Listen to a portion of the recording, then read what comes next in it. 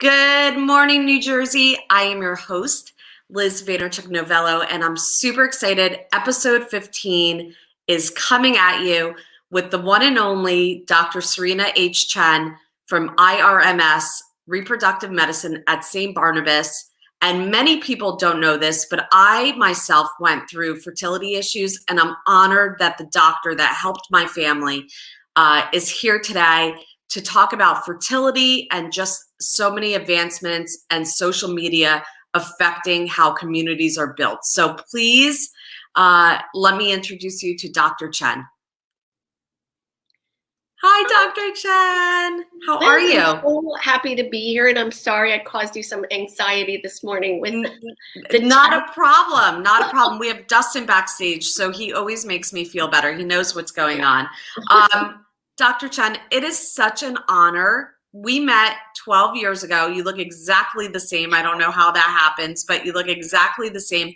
We met 12 years ago. I was having fertility issues, and a friend had gone to you, and she was successfully pregnant. And I remember meeting you with my husband, Justin, in the office. And I had no idea anything about my reproductive life. And I was in my late 20s. So it's just amazing. I think really understanding my health didn't come until I was trying to get pregnant. So I think that seeing that infertility is spoken about so much more these days, because 12 years ago, you didn't really share. Only my immediate family knew.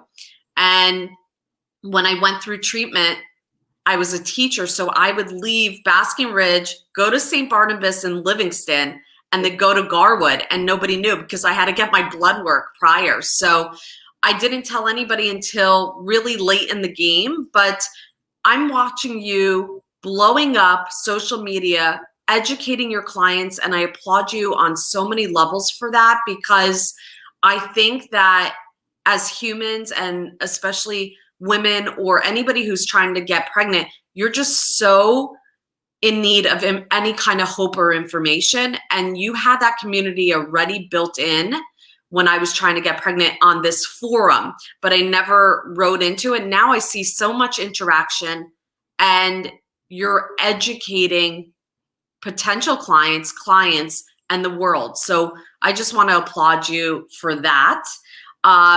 And so maybe you could share a little bit about who you are, where you're located, and what got you into this field.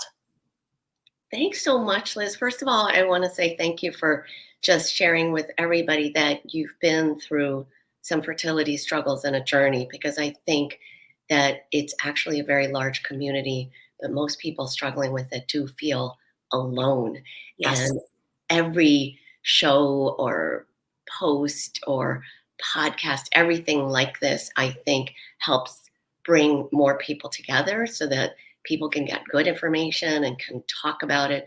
And you're right, 12 years ago, we didn't do as much of this, and it's definitely getting better, but there is still a tremendous amount of, still a lot of secrecy and shame surrounding reproduction and getting pregnant and fertility struggles and all kinds of other things, like the LGBTQ community having a family, single men and women wanting to have a family and not knowing how. So I think you raising your voice it's such a public service. So, I just want to thank you for that.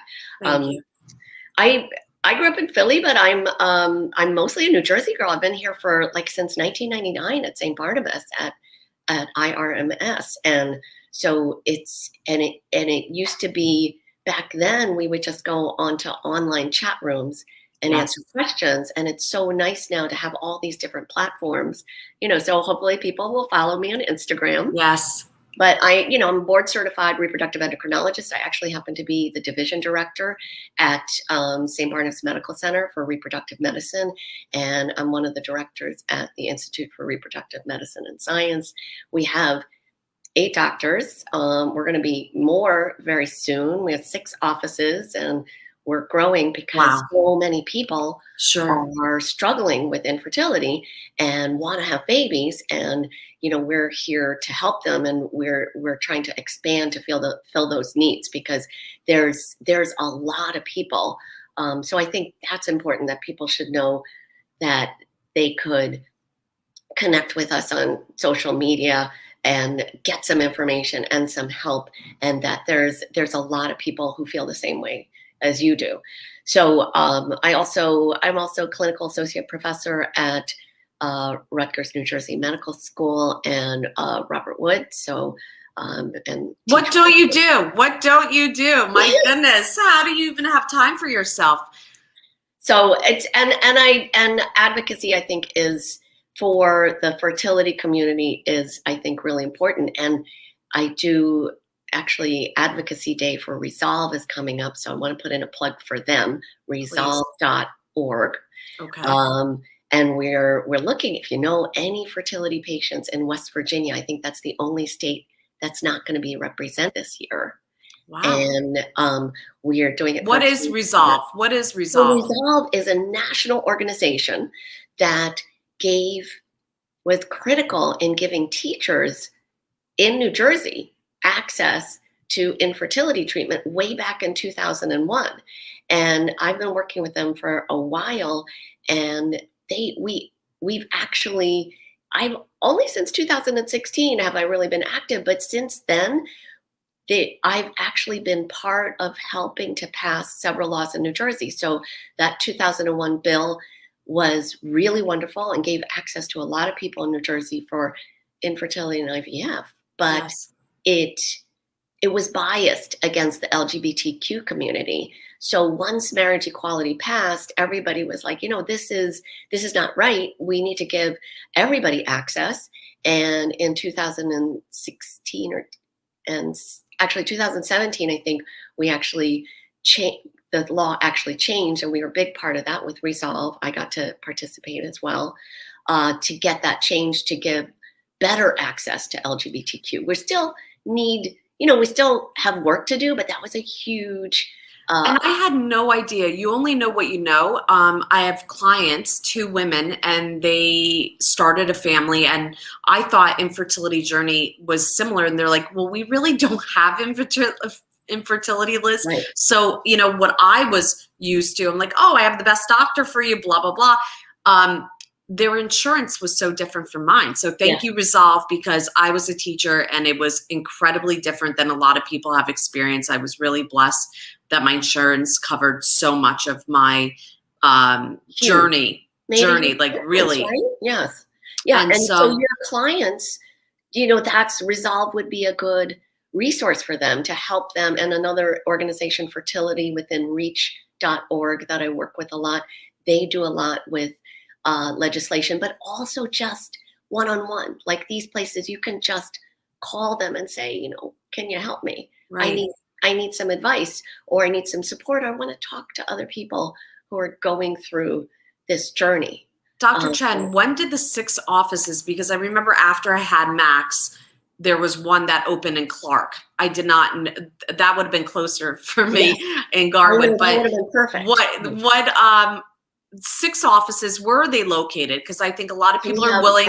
Our main office at Livingston at the hospitals, and that's where we do all our egg retrievals. We've got Clark, we have Hoboken, we have Teaneck. What am I up to now? East Windsor down in Princeton, Old Bridge. And things have changed a little bit during the pandemic. Like we used to have, we had a Jersey City office. We're working on reopening a Jersey City office. And so a lot of things happening. Wow. And so could we speak a little bit about first of all, I definitely want to know what made you go into this field.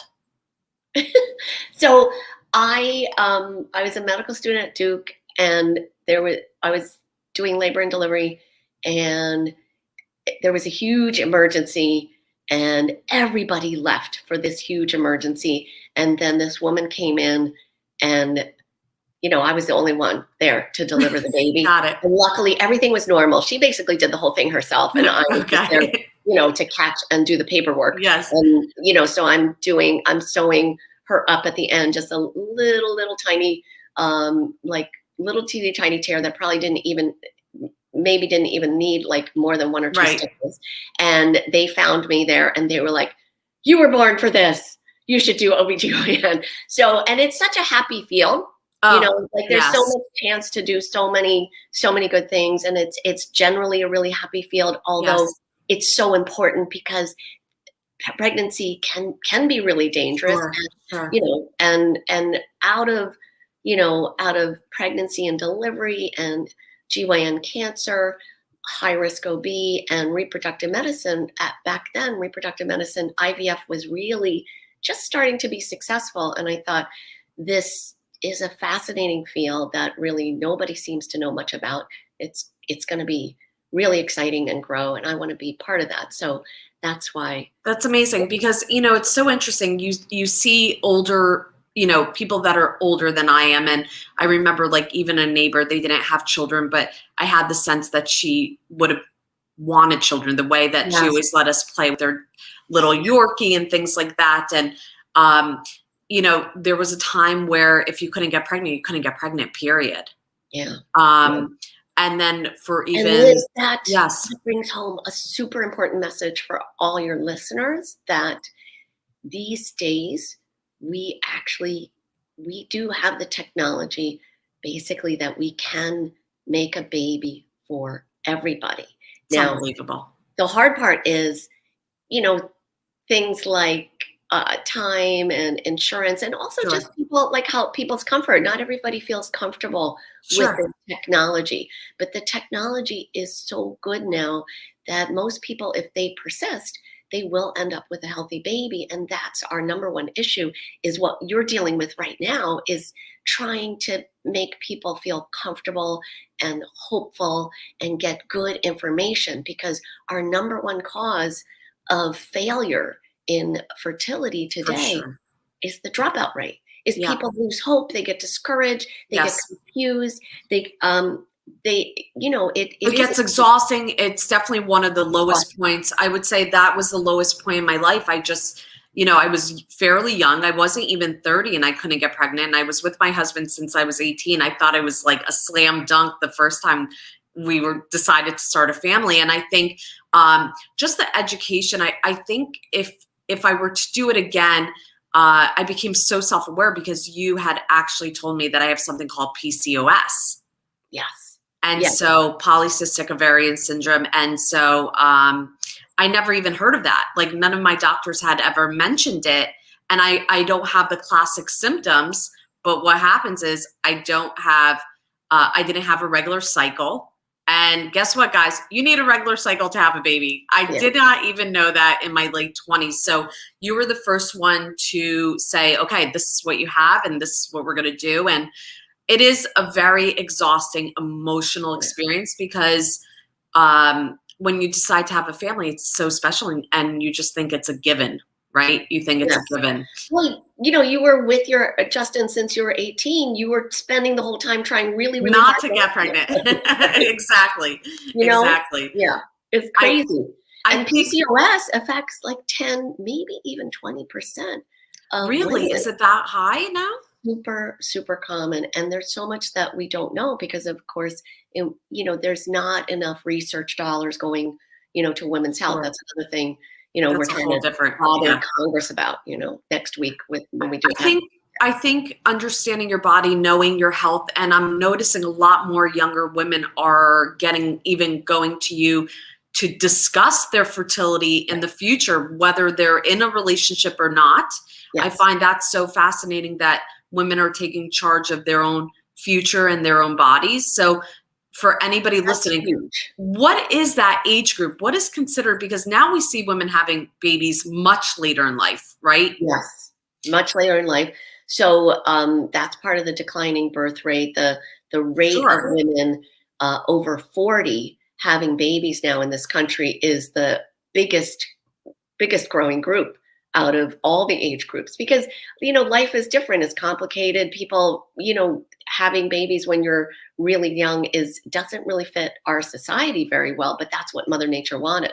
she wanted you to have your 10 babies by the time you're like Right. 22, and then die of exhaustion by 35. Right. Right. Right. Right. So, and that just doesn't fit our lifestyle anymore. So it is important, I think, for everybody to be aware that age does impact your fertility, and to be proactive, that, and our healthcare system Sure. doesn't help, because people that want to be proactive and just get checked out, our system tends to focus on only people who have problems, not necessarily promoting health and wellness. So this is where the education and awareness and self advocacy makes a huge difference for your health and Doc, for addressing any problems you might have. Dr. Chen, what age should you be when you start addressing this? Is there an age group or like a time? Well, a lot of people worry about turning 35, and when we talk about, like, let's say you're not ready to have babies and you want to freeze Right. your eggs, we like to have that discussion in your early 30s, and maybe pull the trigger at the latest by 35 if we can. Although we freeze eggs for almost all ages if it's appropriate, medically appropriate. But that's kind of what we would like to see. But you Right, can because I think you become advanced maternal age or something they put on yeah, your I hate that when do word. they put that on your chart at I don't 31? like that. I feel like that's very negative, but it is it's like something that is good for people to be aware of, but I agree. I don't really like that There's term. so many different fertility paths. I was surprised when I went through my own journey. I didn't even know if I could get pregnant on my own. That like I almost, and this is horrible, and I hope it doesn't offend anybody, but like I know people that have miscarriages, but I almost wanted to know, like, can I actually get pregnant? Right. Like I just wanted to be pregnant just to know. And not that that would have been an easy path, but at one point I was like, I don't even know if I can physically get pregnant on my own. And then I learned about so many people who have miscarriages. Yeah. That One also in four, Liz. 1 in 4. That's the that's average number. it's incredible. And a lot of miscarriages might even happen and you're not even aware. Yeah. Those are probably even higher. Yeah. Correct. And then I never heard of secondary infertility until I shared my fertility story with a colleague of mine. And she said that her daughter was born 10 years after her first Wow. daughter. That's a long time. And, and I never knew about secondary infertility. There's so many different journeys, right? And Yes. you hear so many different stories. So one of the things that I loved about where I came to with you guys is that everybody was on the same team. Everybody was focused. It's so funny. Justin's probably going to laugh about this because I think only 2 months ago I got rid of my fertility paperwork. I'm not kidding you. Really? I don't know. Wow. I don't know why. I got rid of some of the paperwork, but like you had Nurse Ann be your nurse. I don't even know if she's there. Yes, she's still there. Yeah. So Nurse Ann, please tell her hello. I still have her number because I had to get my shot. She had to give me my shot in the office. And so I know that the platforms that you're using, what are you using? The forums, Instagram, where else are people finding you? So I am on Instagram. We do with a practice IVF_IRMS. We do an Instagram live. Try to do it every Tuesday at 4:30. We've got a bunch of really good ones coming up. Once I actually have one of my lesbian couples coming on with I hope they bring their baby to talk about LGBTQ Love family that. building. We've got like nutrition, all kinds of things. So I do a lot on Instagram. I do a lot on Twitter. Kind of secondarily, a lot of things end up on Facebook, although I'm not primarily on Facebook, but it's a lot of it is really on. Can you, how about TikTok? TikTok, I've been doing a little bit of reels. Yes. TikTok I haven't done. I did a reel. Did you see my reel? Yes, I did. I was so impressed. It would be kind of like off the top TikTok of my is head. Good. There's so many great these days. There's so many great physicians that are on social media and putting out so much great information. And then I don't know like if you want to do show notes, I can put a list of a bunch of people there. If you had a chance to see that I briefly looked at Pineapple it. Yes. Warrior thing? Yeah. It's unbelievable. I think, there are a lot of doctors. I encourage more doctors to put themselves out there Yes, to share, absolutely. and I don't know the comfort level, and doctors don't, you don't want to give advice to people you've never met, and people are so desperate for information, they're Googling it anyway, right? So when you Yeah, Google that's the information, hard part. I That's the hard mean, part. Yeah. even as a mom, I'm Googling stuff at night. Like Max, like something hurts. I'm like, let me Google it, And so you're not getting the best information, but I think the platforms that you're sharing are so important. What has been a driving force for you to put yourself out there and to create these communities? Because honestly, social media builds communities, but there is such a community for fertility all Well, over. there's so much misinformation out there, and I'm a huge believer in social media for physicians. I feel like physicians should be active on social media because we actually know how to treat patients, and we're trying to encourage more and more people to do that. So we actually have our society, ASRM.org, which does have a lot of great information for fertility patients on there. We are trying to raise the bar in terms of getting great information out there. We actually just formed this big social media group, a couple dozen board certified reproductive endocrinologists, urologists who feel passionate about getting out healthcare information. You're going to be seeing Mm, more stuff from the journal on there. We're trying to, get good information from real science out there because, there's so much misinformation. I've been sure. working so hard during the pandemic because so many people are concerned about the vaccine and that Let's myth, talk about that. Let's right? talk a little bit Yeah. about the vaccine and how, recently I had a young person share with me that they didn't want to get the vaccine because they want to have babies. And I And that think was, vaccines are all, individual, and I respect everybody's opinion, but it really made me think like that could have been me because I grew up in an immigrant family and medicine is not always taken. That's why I swear Russians yeah. die at 50 years old, and they're just like, let me go to bed and I'll die in my bed. And Mhm. so I could see myself in that position. And even when I went through fertility treatment, I'm like, what am I putting in my body? And you don't know. So I think the information is so important to speak about it, Dr. Chen. So what are your thoughts on the COVID So vaccine? that's been fascinating because there was one really viral story that has been taken down that seemed scientific and convinced a lot of people that the vaccine might impact male or female fertility. Mm, And it was based upon completely made up non-facts. And since then, there's been papers published and going through point by point and I've done some videos and a lot of the reproductive endocrinologists on all the social media platforms have been working very, very hard to try to bust that myth because there is zero evidence that it could impact your fertility. It's messenger RNA, and it stays in your body for a very short period of time.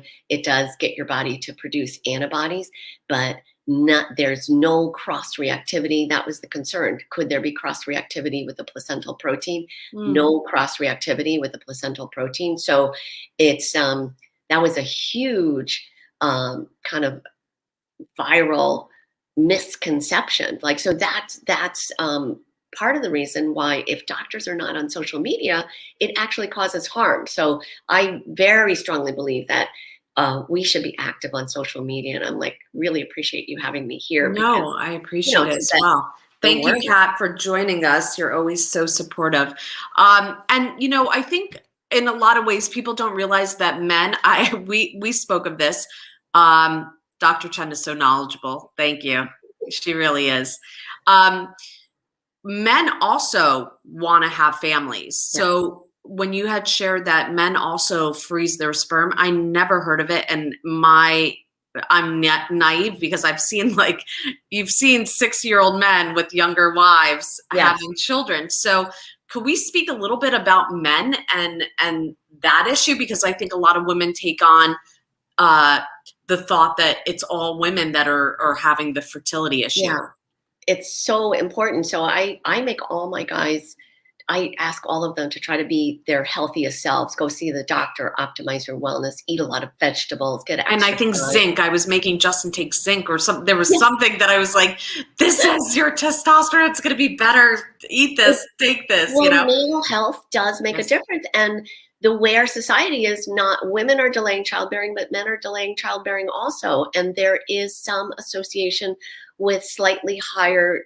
rates of schizophrenia and autism as Really? males get over 40. It's not Wow. super high, but we do worry about male aging, and it does impact sperm quality, and it does increase the rate in general of male fertility. So males are not immune from the biological clock, and sperm freezing works really, really well. So it's not What something age really. is men considered an older age? Well, the official label, advanced paternal age, is like Yes. age 40. So they got a couple of years on the They women. got a few years ahead. Yeah, they got a few more years. That than makes we sense. That makes sense. And so men and women can do this. What are like, I think early on and where it could help is if you intend to have a family someday, I think being smart and being knowledgeable of your own body is so important. So Absolutely. Yeah. here's the thing. Before I went to you, the first step is always to your gynecologist, right? Yes. And so you're like, I can't get pregnant. They're like, it's very normal. And you're like, listen, I really want to get pregnant. I don't know what's going on. This is where self-advocacy makes a difference, where you need to, speak up to your doctor and say, no, maybe I need another appointment, not just the pap smear appointment. I really want to talk about how can I be as healthy as possible? Do I have any risk factors? That's so important. So that's number one that you could do if you're thinking of having a family, is to set up an appointment other than your yearly exam, which everybody should be doing, and to talk about your fertility. Yeah, I love that idea. I love that idea because when you're there during your pap smear, that's all that's happening.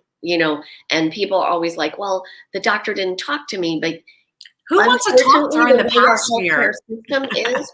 Our healthcare system is that it's the self-advocacy really does. I don't want to talk during the pap smear. God, I want to be in and out. Let's go. And so the second thing that I would recommend, even through my own journey, was not all doctors are created equal. I went to a doctor prior to you. Mm-hmm. I can't remember how I got there.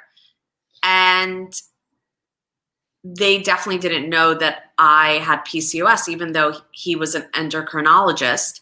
And I believe that I had a follicle, but they thought it was a cyst. But I never had large cysts because PCOS are small, undeveloped cysts. Mm-hmm. And so I would ovulate mostly when people would have their period. I would ovulate on day 28. I learned later through Dr. Chen, I ovulate at day 28 to 34, whereas, and so that's very late. And so they had assumed that I had a cyst, and I now am more than certain that it wasn't a cyst. It was actually a follicle from the medicine that I had, and they thought it was a cyst because I never, even when I came to you, I never developed large cysts. So I always think that not all doctors are created equal. And when you start speaking about fertility issues, everybody has a story. And I think it's less likely now because there's so much, of this social media and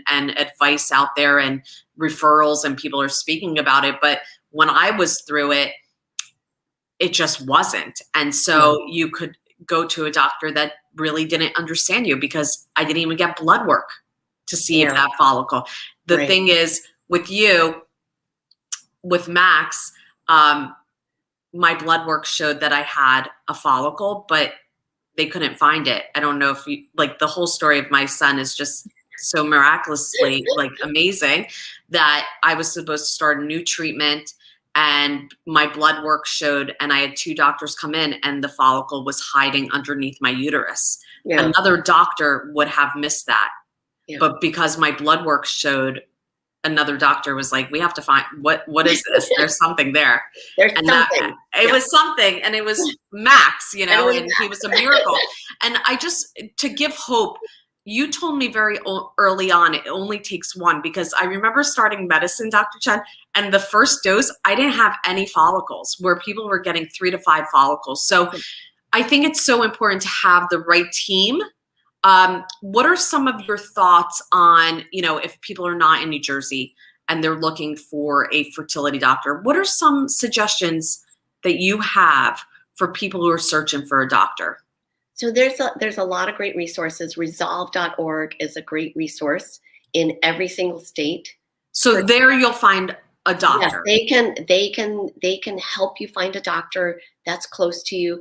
Fertility Answers is this little app that startup, that company, and they actually have connections all over, and they can help you find a doctor in wherever you are, and they even do international. Fertility Within Reach is another advocacy organization. So these advocacy organizations, it's support, and they're helping with legislation, but they're also just kind of, you know, being an empathetic ear and doing things like, yes, let's find you somebody in Nashville, Tennessee. You know, these Sure. are, you know, some of our members have said this, you know, we've heard great things about this doctor, so Sure. that's who we would recommend. So it definitely pays to do some research and asking around, and there are some wonderful resources out there. Dr. Chen, what do you want to leave the audience with today? So I want to leave the audience with, first of all, you have to be really proud of yourself for being here today, because, you know, you're educating yourself, and I want you to, you know, I want you to continue that. So I want you to keep reading and learning, and, you know, hopefully I'm going to give Liz a lot of resources to check out. Yes. Hopefully you'll follow me on Instagram, because I do try to. Dr. Serena H. Chen. H. Chen for high Yes. maintenance. H for high maintenance. And you know, so I try to make people aware of a lot of other doctors that are also doing really good work and putting out great content. And you know, there's a lot of great stuff coming out from ASRM that I'll be putting out. And of course, I'll continue to try to put out good information about pregnancy and COVID-19 and things like that. So, and the big thing is that the technology really does work. So you want to find somebody you're comfortable with. You know, if you're not comfortable with the doctor, it doesn't matter how good they are. It's a very personal relationship, and you know, it does make a difference to keep going, to find the right connection, the right team for you, the right doctor for you. That makes a huge difference, and there's a lot of reasons to be hopeful. And I think that's another thing, is if your doctor or your team is not hopeful for you, then it's hard for you to be hopeful for yourself. Definitely. Right? So, yes. But the data shows that our technology is really, really, really good. And the number one reason for not being successful is just, you know, losing hope and dropping out. So that's, I guess I want everybody, I want to inject a little bit of hope into everybody's day. Got it. So thank you, Dr. Chen. The message here is get educated, check out the resources, don't lose hope. There's so many people available. Please go follow Dr. Chen. For her information is incredible. And even though I'm not part of that process anymore, I still love to check in and hear what's going on in the world, because I find this so amazing that you continue to make so many people families and build their dreams. So thank you, Dr. Chen, because without you, I would not have my family. And continue doing what you're doing. I think it's amazing. So enjoy your Saturday, continue the hope, and talk soon, guys. Bye. Thanks so much. Thank you.